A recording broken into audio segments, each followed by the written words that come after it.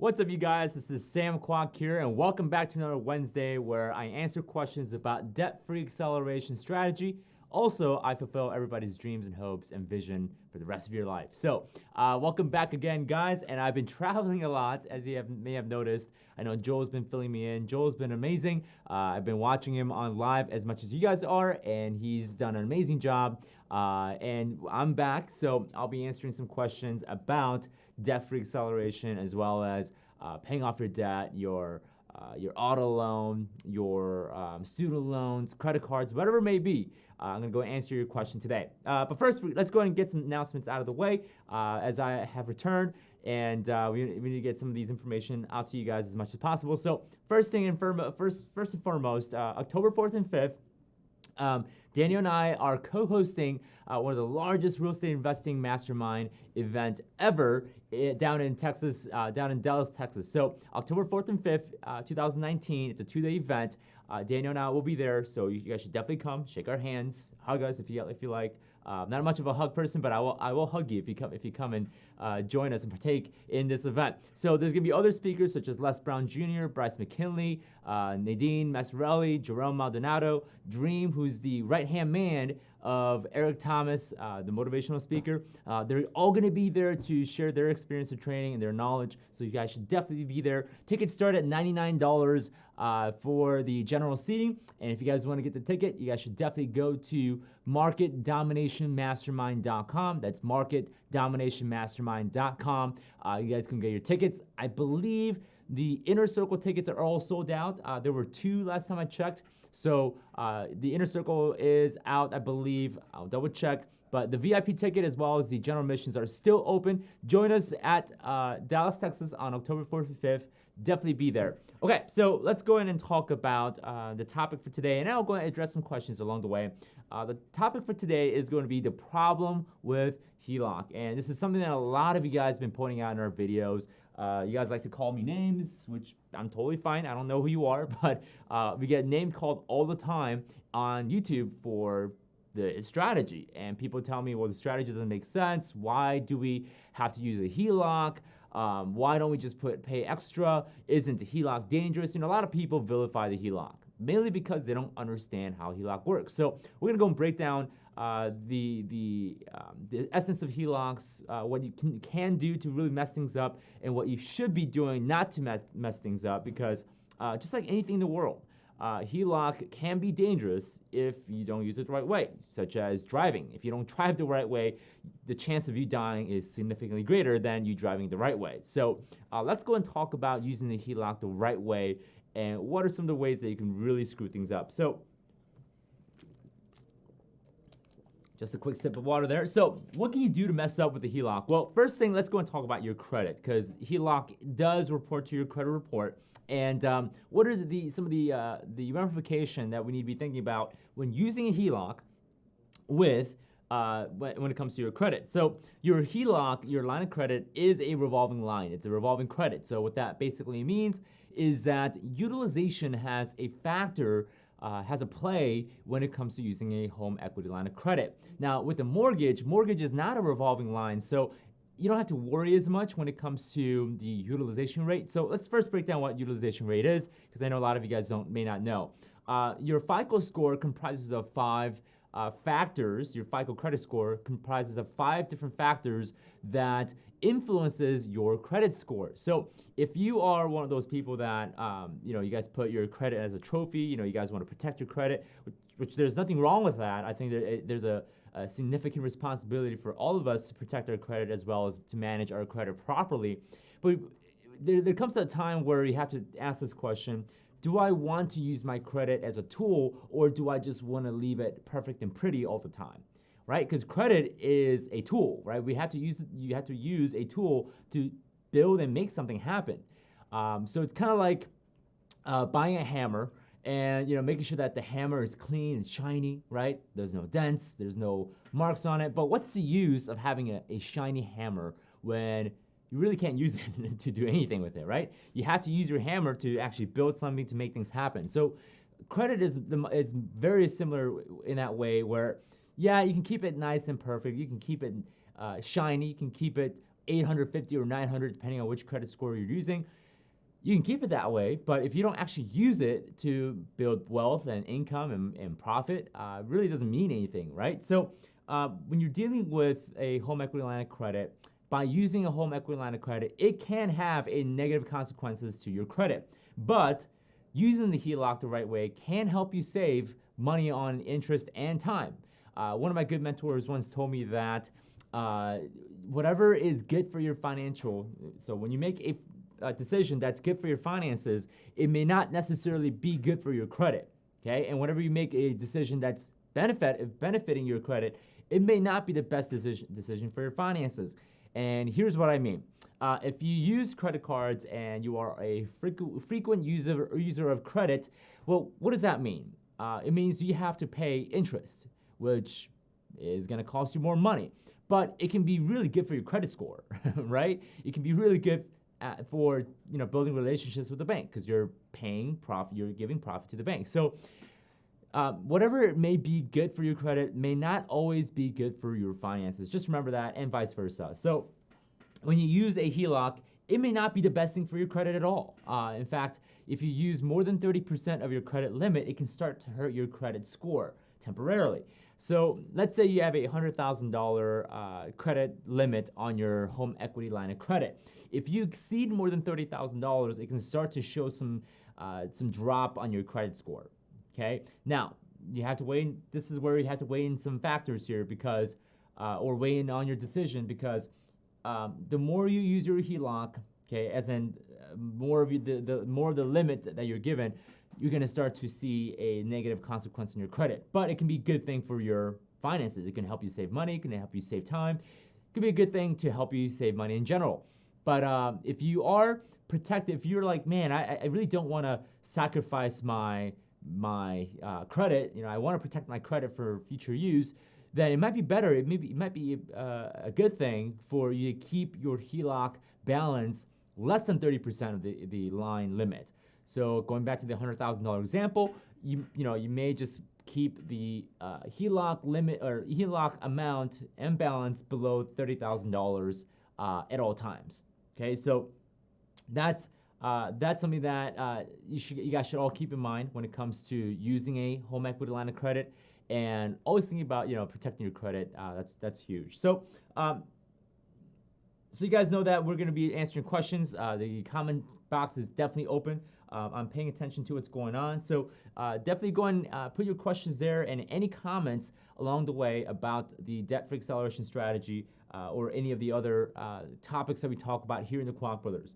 Now, what's another terrible thing about a HELOC? Well, let's talk about the interest rate. A lot of people are like, well, Sam, it's got a way higher interest rate than your mortgage. Okay, you're absolutely right. Thank you for pointing out the obvious, right? You're absolutely right. I think you're spot on. And when it comes to the interest rate, I like to tell people as my general thesis that your interest rate should not matter as much when it comes to using our debt-free acceleration strategy. Now, if you're not going to use the strategy, if you're just going to go out there and use that HELOC for vacation or boats or whatever, then yes, your HELOC is a terrible thing to do. Your interest rate will matter at that point because you're going to be paying a higher interest. You're going to be forking over more money to the bank than your traditional mortgage. But when you're using this strategy to pay off your mortgage the way that we teach, okay, because I know there's a lot of different variation and versions out there, but if you use our strategy the right way, the way that we teach you guys, your interest rate isn't going to matter as much. Now, does it still matter? Yes, at the end of the day, yes, it does. But it's not going to matter. It's not the leading or determining factor as far as helping you save money and time. What is the determining factor when it comes to saving you money and time is the average daily balance. The reduction of average daily balance is what matters. In other words, we have to reduce the principal balance on the HELOC, which ultimately drives down the interest. So I'm pretty sure you guys know that interest only happens when there's a principal balance, right? The interest doesn't happen without the principal balance. So only through and by the principal balance is there ever interest occurred and accrued on our home equity line of credit. So the goal here is that by taking all of our income, all of our savings, all the money that we have, and throwing it into the home equity line of credit, we're driving down the principal balance. We're driving down the average daily balance, which in turn translates to less interest that we have to pay on the home equity line of credit, far less than your mortgage. So this is where we're getting our interest saved, as well as time being saved because the average daily balance is going down significantly. So for those who don't know what's going on, you're like, what is he talking about? What's going on? If you want an explanation of the strategy, we do have the explanation of that strategy. I'm not sure if the link is down below. I'm pretty sure it is. But just go and Google or YouTube search how to pay off your mortgage in 5 to 7 years. Our video should be number 2 or number 3.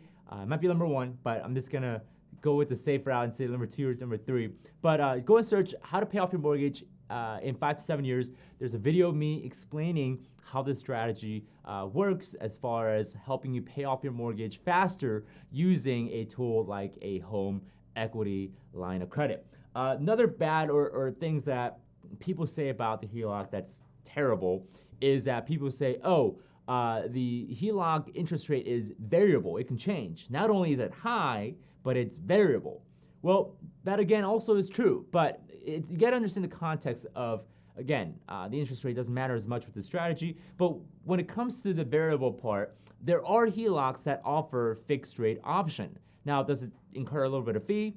Yeah, $50, $100 to lock your interest rate in, but compared to how much money you're gonna save, I mean, it's pretty much chump change. So if you pay a $50 to $100 fee, depending on which bank you go to, they will give you the option to lock in your interest rate on your home equity line of credit. So thus, the whole variable interest rate part really doesn't hold its argument when it comes to arguing against the HELOC. Now, are there bad things about HELOCs? Absolutely. I think there are so many different ways where you can get hurt using a home equity line of credit. But you can also get hurt by flying an airplane without proper training, right? You can also get hurt by riding a bike without any proper lesson. You can also get hurt by going down a slope with skis on and you don't know what the heck you're doing, right? So like anything in life, if you don't know what you're doing, if you're not educated, if you're not trained, if you are not prepared for some of these things, yes, you can get hurt. And that goes without saying that I always tell people that I'm not a financial advisor, I'm not a licensed attorney, I'm not a licensed accountant, but it doesn't take any license to realize that math is math, right? It doesn't take a genius or a doctor's degree to prove that 1 + 1 = 2. So you can explain this math part all day long without any sort of credentials. There's no argument about math. But when it comes to protecting you guys, making sure that you guys and your situation, because all of you guys are unique, you guys have different type of situation as well as finances, I have to tell you guys that there are a certain degree of risk of using this strategy. That is why we have a wonderful program that's gonna teach you how to sort of get around some of these challenges that I've talked about, as well as making sure that you're being protected with some of these liabilities that could happen. So we have a program to help you guys, and I don't mean to sound like I'm pitching you anything, but I say this because there are ways around some of these negative consequences that I've been talking about for the last couple minutes. Okay, so we have a question from Trey Palacios. Is a HELOC a better choice for college versus a federal student aid or Sallie Mae? So you can get a quote-unquote HELOC for student loans. There are also personal line of credit for stuff like this, but I've seen HELOCs being used on student loans. Yes, it can be done. The problem with that is if you're not using our strategy with the HELOC, then you can end up paying more interest and far more of cost than your federal student loan. Now, one thing I like about federal student loan is it's federally backed, but it's got, it's a double-edged sword. The last time we had anything federally backed was the Freddie Mac and the whole loan crisis, right? The subprime mortgage crisis back in 2008, where the government backed, the federal government backed our housing loans, right? So that ended up not being not good for a lot of the Americans, right?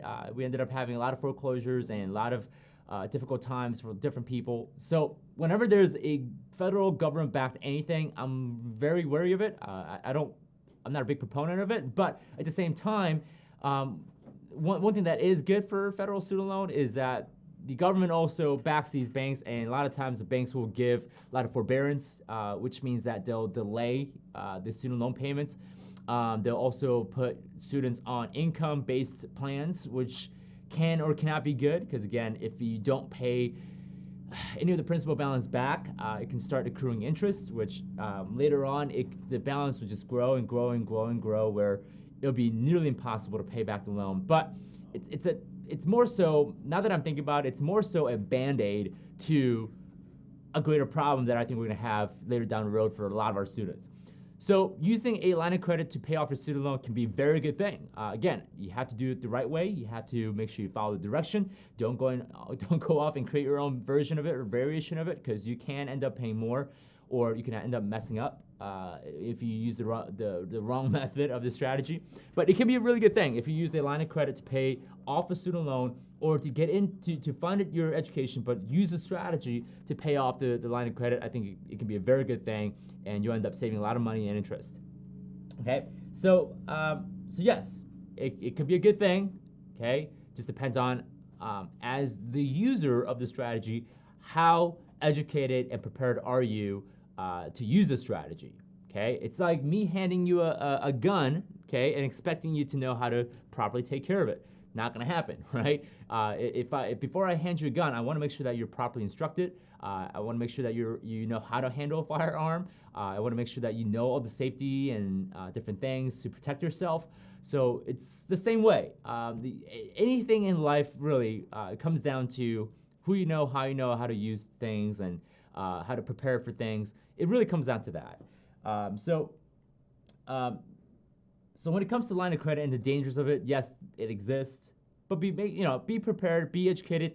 It doesn't excuse you from your responsibility and duty to learn and get educated, okay? All right, let's see if there's any other questions right now. Let's look at live chat. Okay, I'm gonna reload because sometimes my cell phone is slightly delayed. So what else could there be? Could there be an issue with the HELOC?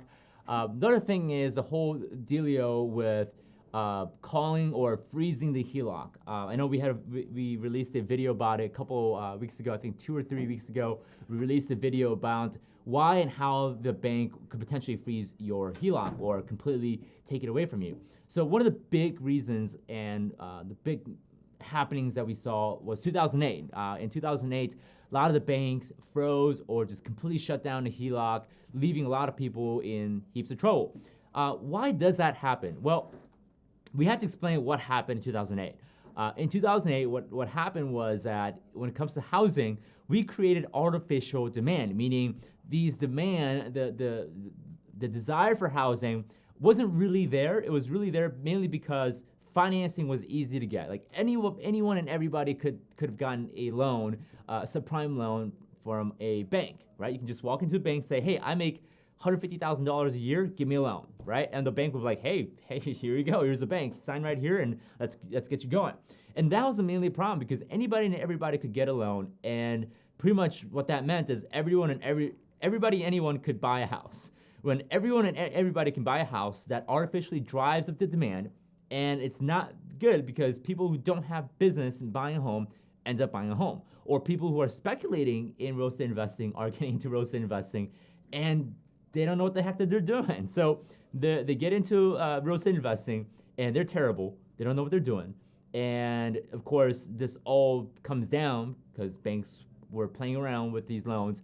And basically what ends up happening is the value of the home drops significantly, where the outstanding balance of the loan is higher than the value of the property. So, case example, let's say this, Bob Smith, okay, I apologize for all the Bob Smiths out there, but Bob Smith, let's say, has a $200,000 loan, and before the crash or before a recession, the property was worth $300,000, okay? So $200,000 loan / debt and $300,000 value of the home. Well, after recession, after the crisis happens, the value of the home drops significantly down to $150,000. So it drops almost half, or precisely half.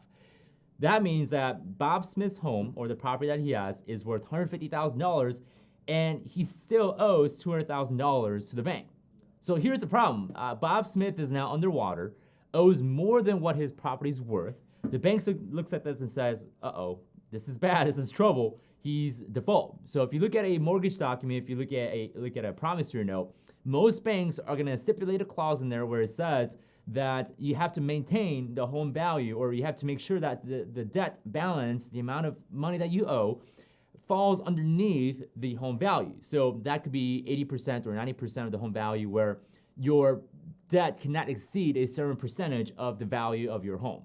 So when that happens, is banks will call you and say, hey, listen, Mr. Bob Smith, your home value is now $150,000. You owe us $200,000. We want you to come current to this loan and pay a amount of $50,000 due immediately, pay it off, pay right now, so that we are current on your loan. If you don't, we're gonna go and foreclose on you. And this was happening left and right in 2008. People's value, the home value was falling dramatically. I mean, it was dropping like a fly in midair, and people had all these loans. And the bigger issue was people had a loan on top of the loan on top of the loan. So they had a first position mortgage, second position mortgage, third position mortgage, fourth position mortgage. I mean, in some cases I've read up to fifth position mortgage. That was a problem in 2008, with people were getting mortgages and loans left and right. They were going crazy. You know, people were getting drunk on appreciation. It was crazy, right? And that is the main issue. So if you're not one of those people that are gonna go and take out a HELOC and jack it all the way up and, you know, pretend that everything's okay, if you're not one of those people, you're gonna be just fine. You're not gonna go, you know, I don't think your chance of getting a foreclosure or any sort of trouble is gonna be significantly lower than the people who are gonna be out there getting fourth and fifth, position mortgages, which is ridiculous, right? So if we're using the strategy, our strategy, the debt-free acceleration strategy, properly, if you, getting educated, getting, prepared and study this strategy, you're gonna be on the greener side of the fence, You're not gonna, again, there's always gonna be chance for bad things to happen, but we're simply reducing the chance of bad things happening by making sure that we know what could happen and how to prepare for those types of things and moments. So I hope this gives you an idea of why and how could a bank could potentially freeze or stop or call your HELOC due. And there's a lot of gurus out there, and I'm gonna put Dave Ramsey on fire for a second. And I love Dave Ramsey. I think he does really good things. I think he's done a lot more things than I have ever done, and I think he's great. But let's put Dave Ramsey on fire for a second.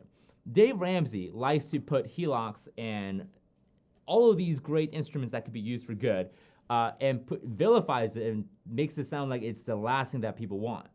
And I can see why, because a lot of Dave Ramsey followers, especially the ones that have never gotten financial training or financial literacy education, they go out there and get this HELOC thing and use it on buying a new car, buying a new boat, buying a very expensive jewelry, I agree with Dave at that point. I think you should not be using that money to buy junk, right? I agree. But when it comes to responsibly using a HELOC, I never hear that from Dave. I never hear anything from Dave Ramsey about how to responsibly use HELOCs, right? And I think that should be taught, You can't just say, hey, let's stop using stoves because they can burn you. So, right? I mean, again, with proper and responsible usage, you can do great things with fire. You can cook food, and you can do it gives light, it's great. But if you go off and tell people, never use a stove, stop driving because it can kill you, or don't walk outside because someone can run you over, well, how do we ever live? How do we ever grow, past our potential, grow past our limits? How do we ever grow financially if we're being told that we should never be using these types of instruments? There are good and responsible ways to use these instruments, So Dave Ramsey telling everybody never to get a HELOC, yeah, I see his point, but is it healthy when it comes to wanting to grow past your financial limits? I don't think so. I think this is where I disagree with Dave, where these types of loans and loan products, I think they have their place. They're not for everybody. They shouldn't be used for everything. I think they have a very specific use and specific application. But to tell people that to stay away from it, I think it it cuts away from people from growing financially. So that's just my spiel when it comes to Dave Ramsey. And again, I love Dave Ramsey. I appreciate what he does. His work is great. His legacy will remain forever. But there are parts of Dave Ramsey's preaching and teaching that I simply don't jive with, and I think it limits and stunts a lot of people's growth. Okay. All right. So we got another question. Dragonish is asking, I just refinanced from 30 years to 15 years. Can I still use velocity banking, aka debt-free acceleration? I have a $50,000 HELOC and a $20,000 credit card. Is it better to use HELOC or credit card to do velocity? Okay, so I can see there's two parts of this question. Let's break it down because I'm gonna quickly sip of water. All right, so to answer this question, to go from 30-year to 15-year, it's a good thing when it comes to sort of relieving your discipline to a 15-year mortgage. And here's what I mean. If you feel like, man, I really don't feel confident in using this strategy, I don't really feel confident in my ability to apply this strategy, then go with the 15-year mortgage. I think that's probably the safest way to do it. But the drawback with the 15-year mortgage is that it locks up your equity faster.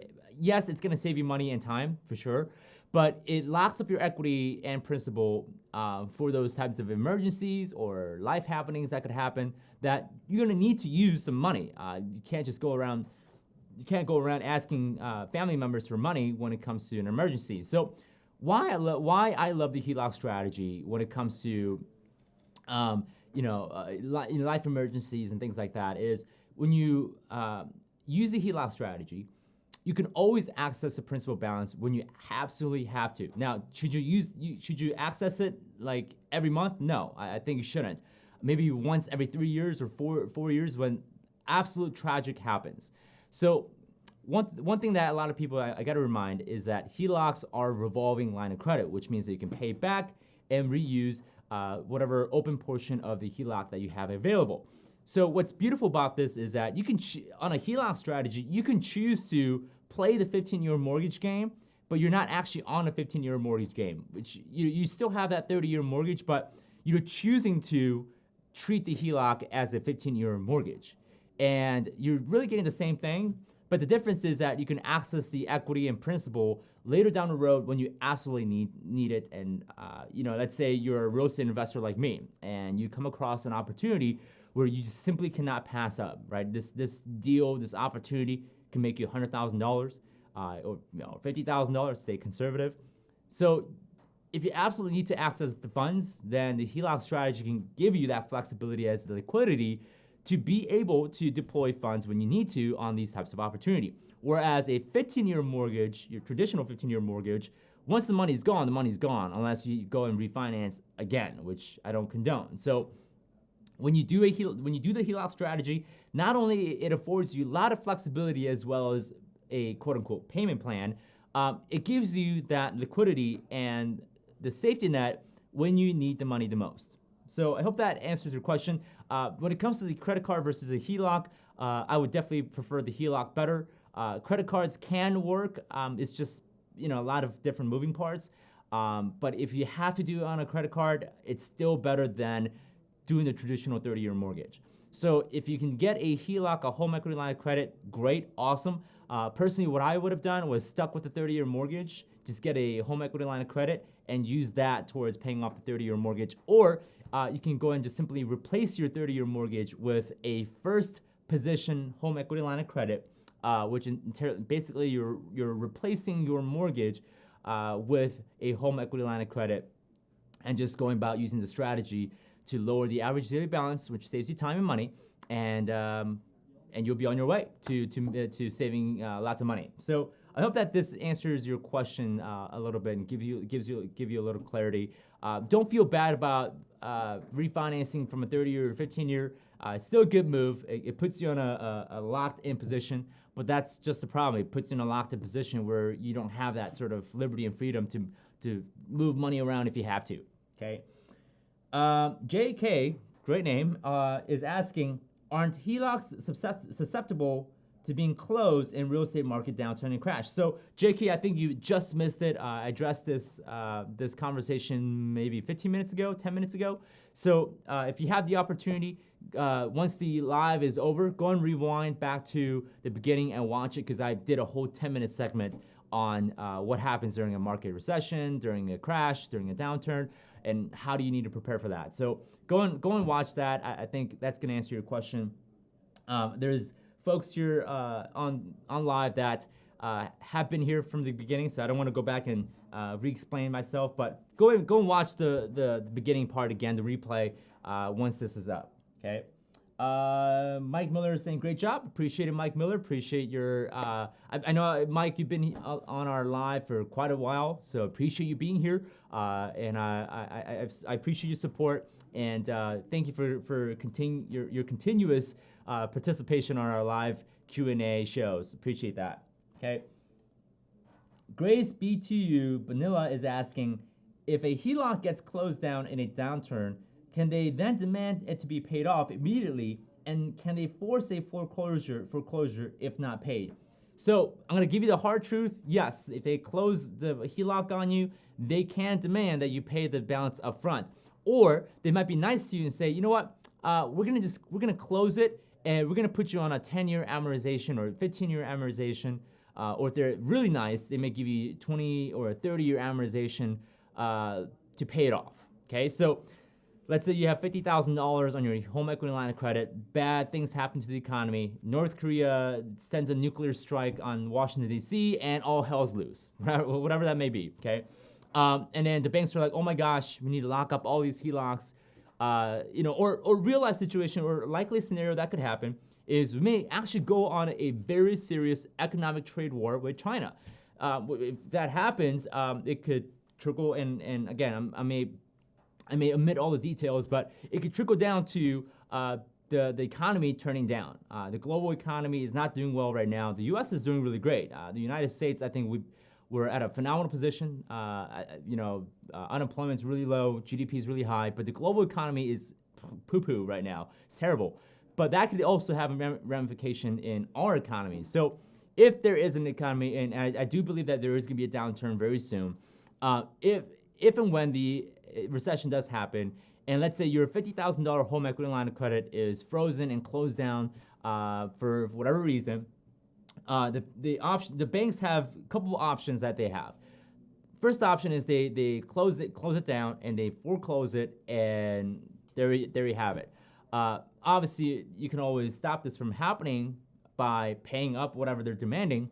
The second option that the banks have is do the right thing, or at least be nice, and give you an option of a payment plan, or close it off and turn it into basically another mortgage, and have you pay it off within 15 years or 20 years, and you have a fixed monthly payments that you're given to. That's probably gonna be the more safe option for everybody, because I don't think anybody has a large sum of cash sitting around just to pay off the banks to be current with the banks. So yes, those things can happen. But again, if you use the HELOC the way that we teach you, the chance of that happening is significantly less.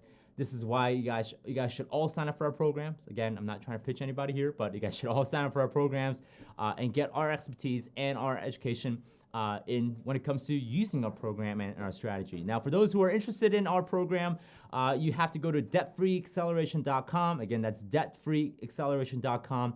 Or alternatively, you can go to chopmymortgage.com and just follow through the prompts, and it will take you through the process of getting more information about our program. Okay.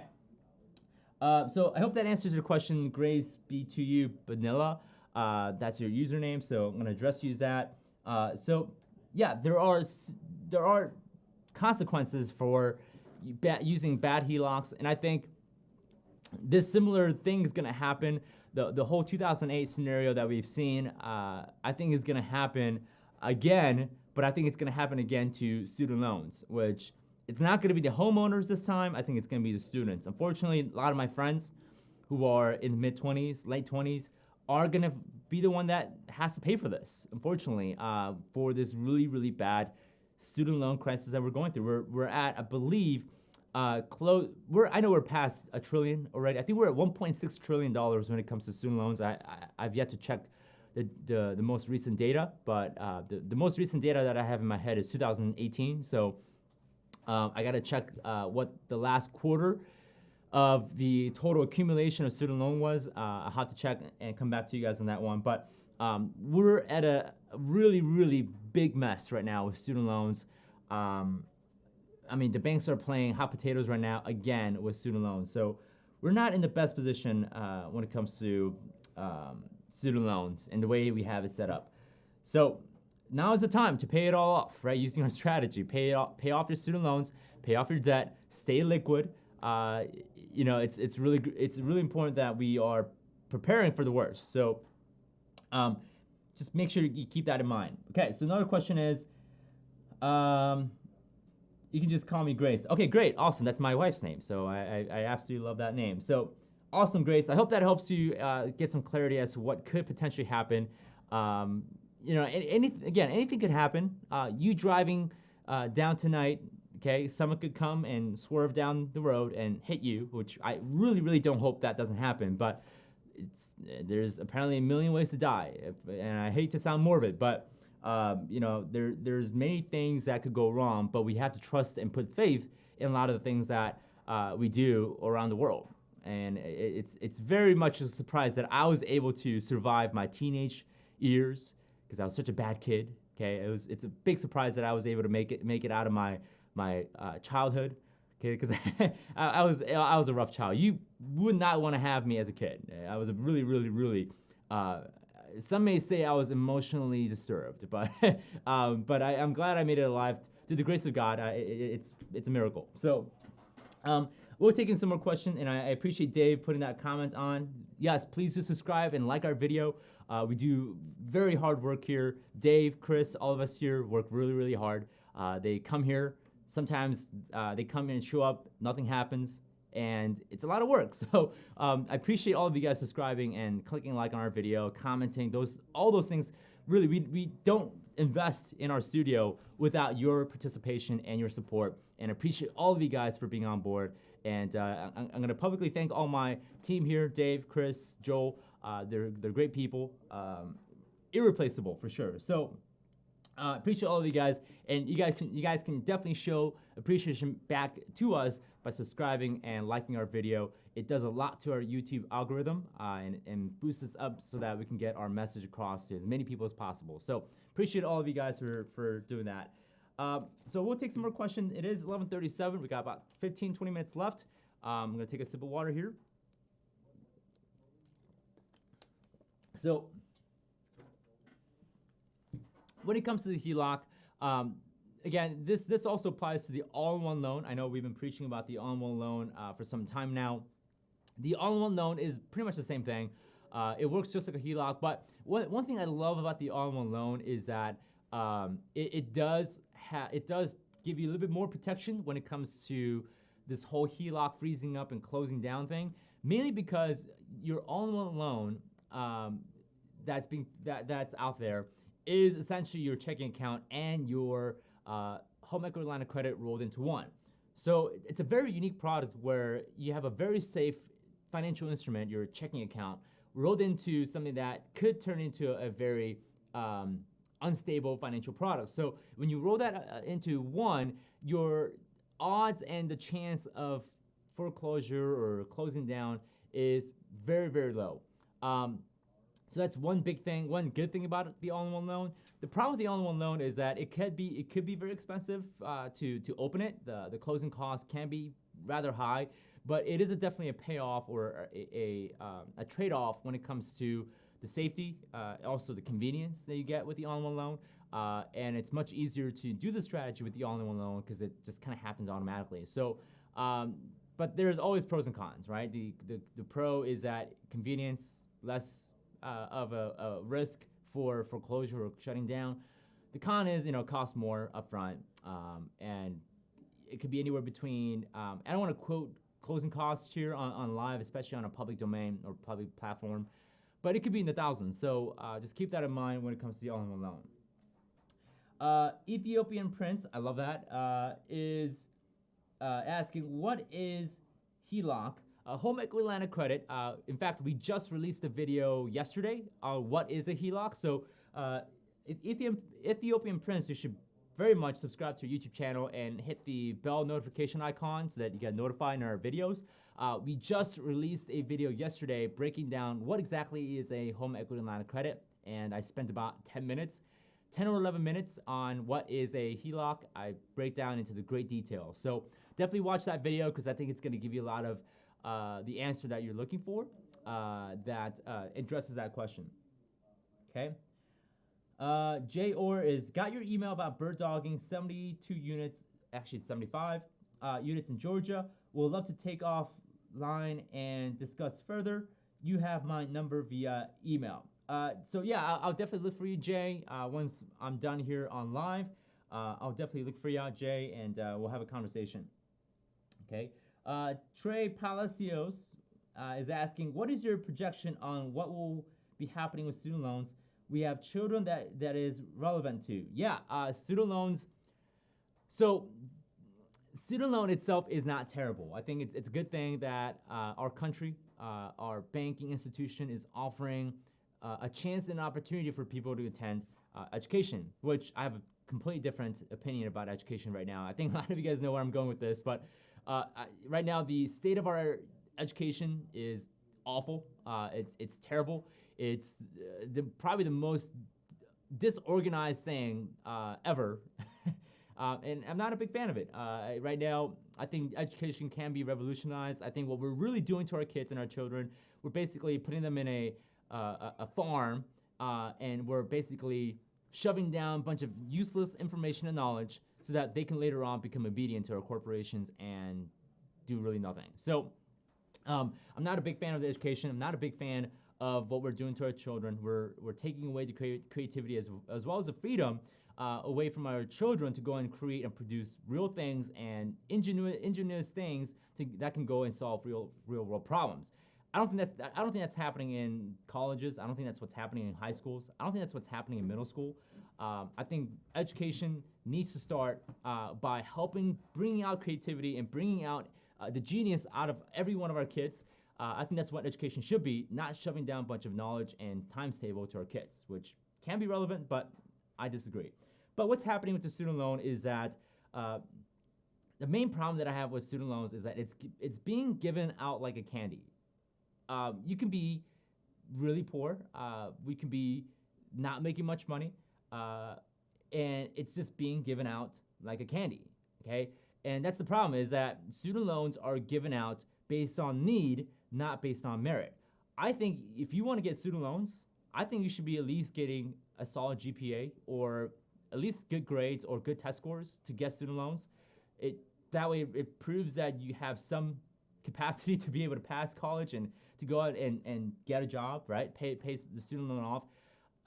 But on the flip side, the argument for student loan is it gives the people that don't have a lot of money the chance. But again, my argument is it should be based on merit. Okay, it doesn't matter how much money you make, how poor you are, or how rich you are. I think you should be able to earn that privilege of being able to get student loans. The problem with student loans right now, like I said, is being given out like candy.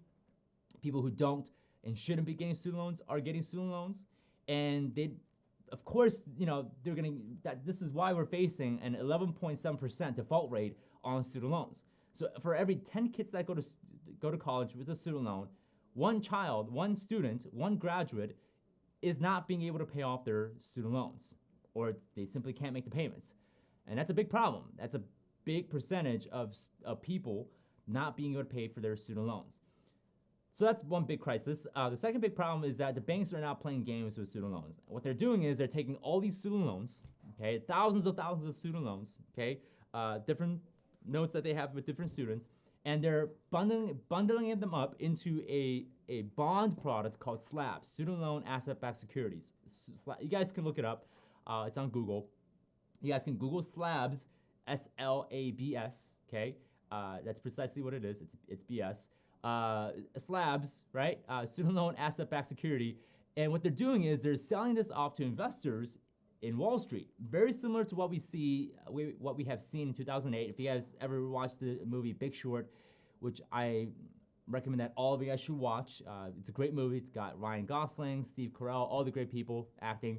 And this is precisely what happened in 2008, where the Wall Street and the market, the big banks, packaged subprime mortgages, and sold it off into the bond market. And they rated these loans AAA, AA, or single A credit rating, which are given to really, really safe and stable bonds.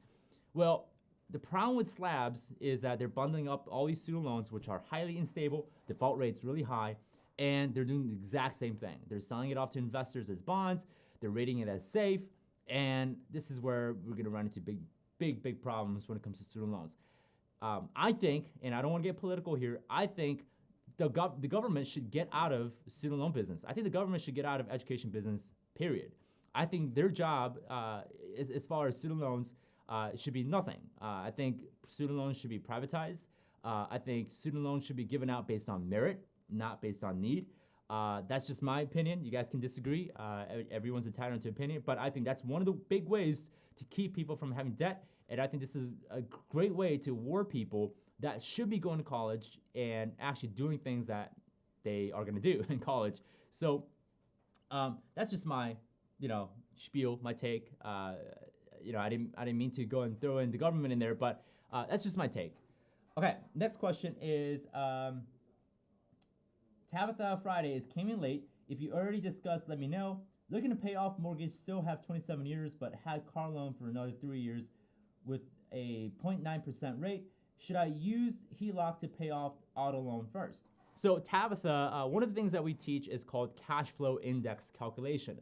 So what this cash flow index is we're determining which debt is taking out the most amount of cash flow away from our finances. So whatever is hurting us in terms of cash flow, we're gonna go and pay off that first.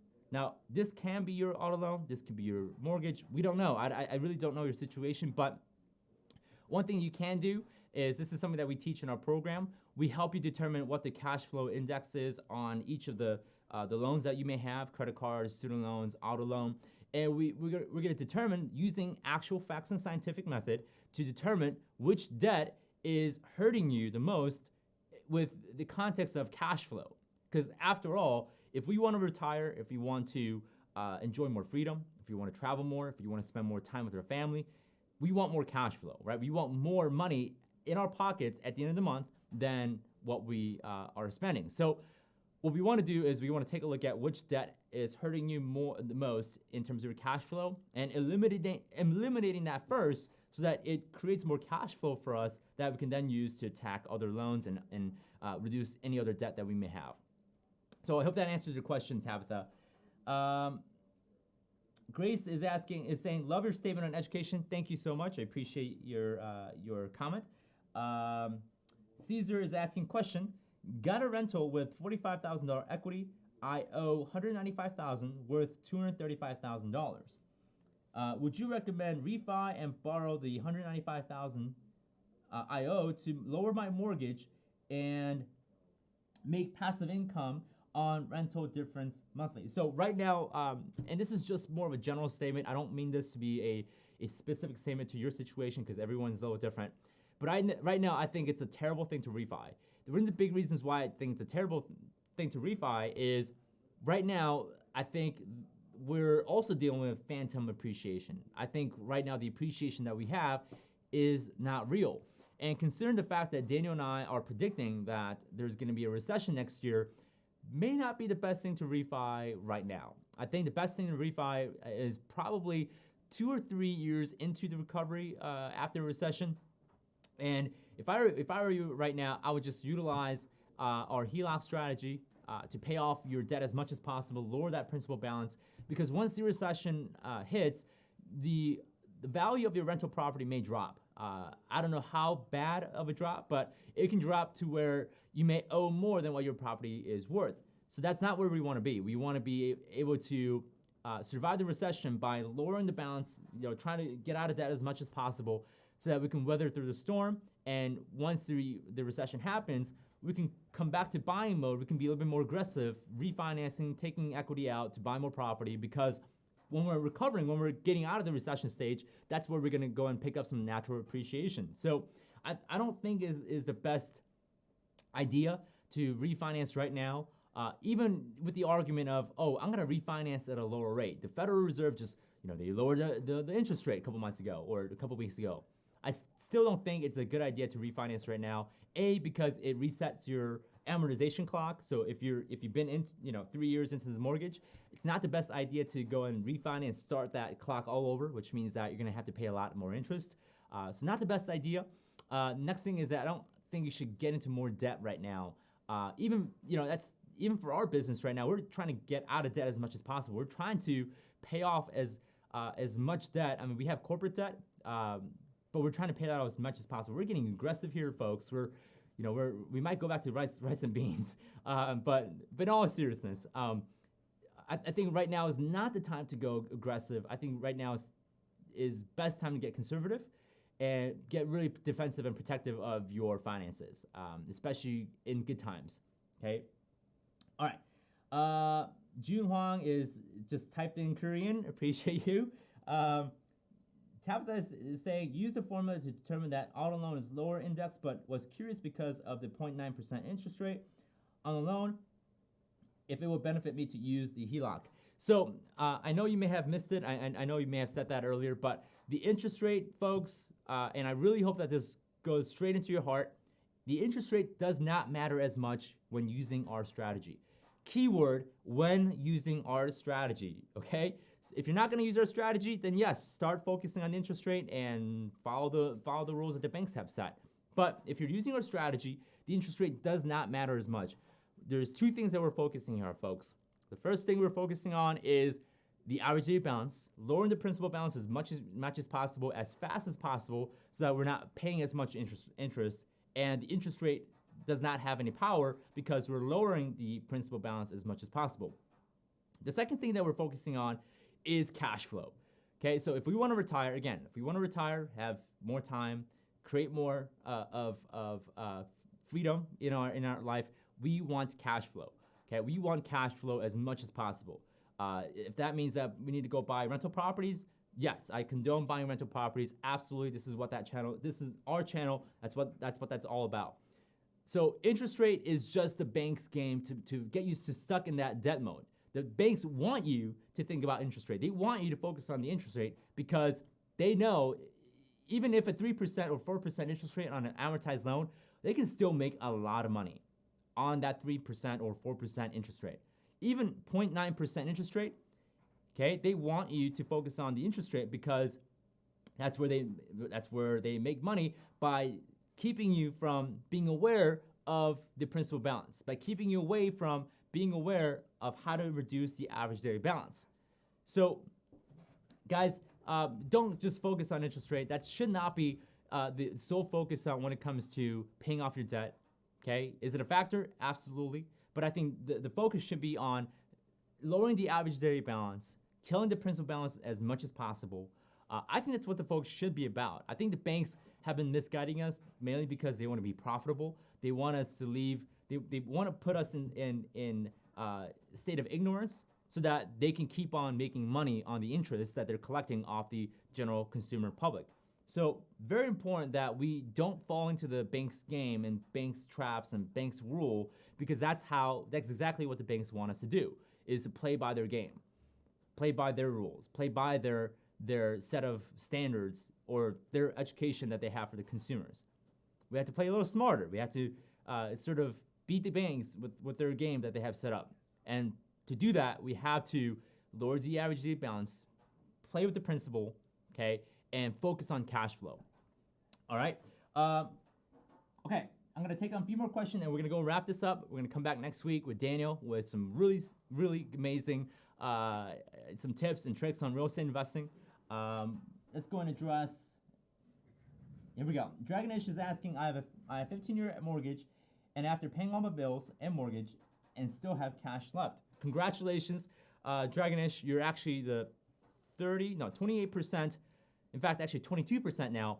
You're actually part of the 22% of Americans that actually have cash left over after they pay all the bills. So congratulations.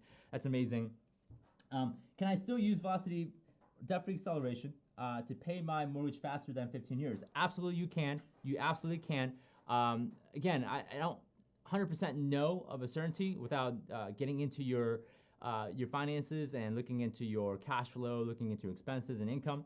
What you should do, Dragonish, is you should definitely set up a phone call with Joel, our VP of sales here, and figure out your situation. I think you should definitely calculate how much of time and interest you can save compared to your 15-year mortgage right now. So give our office a call, and we'll definitely help you out determining what the payoff date is and how fast we can pay off your mortgage, your 15-year mortgage, even down to maybe even 7 or 10 years. Who knows? So we'll determine that through our phone call. Okay. All right, folks, it's 11:54. I'm gonna go and wrap up the call, this call right now. But before we do, I wanna make sure I remind all of you guys to come join us on our October 4th and 5th, 2019, October 4th and 5th, our 2-day mastermind event down in Dallas, Texas. It's gonna be worth it, trust me. You're gonna shake my hand, you're gonna look right into my eyes, ask me questions, you can hug me, you can take pictures with me, or Daniel, okay? Whichever you think is attractive, I don't really care. But if you find me attractive, then you can come and join us on October 4th and 5th, 2019, down in Dallas, Texas. We're gonna have a 2-day mastermind event. We're gonna share our stage with Les Brown Jr., Nadine Mastorelli, Jerome Maldonado, Bryce McKinley. We have amazing people joining us on our stage to give you guys all the tools and training knowledge, our secrets, our strategy to making more money in real estate investing. You guys should definitely be there. The link to sign up to get your ticket is marketdominationmastermind.com. Tickets start only at $99, so you guys should definitely grab them. It's better than any ticket that you'll buy. So go and definitely get your ticket today at marketdominationmastermind.com. Again, that's marketdominationmastermind.com. I'll see you guys there for those who are buying your tickets. It'll be amazing. We'll have a great time. It'll be a lot of laughter, a lot of education, a lot of aha moments that they're gonna go off in your head. Hope to see you guys there. So thank you so much for tuning in to another great week of Q&A. I'll see you guys next Wednesday. Daniel will be here next Monday at 11 o'clock Central Time to address any questions that you guys have on real estate investing. Thank you so much, guys, and I appreciate all of you. See you next week.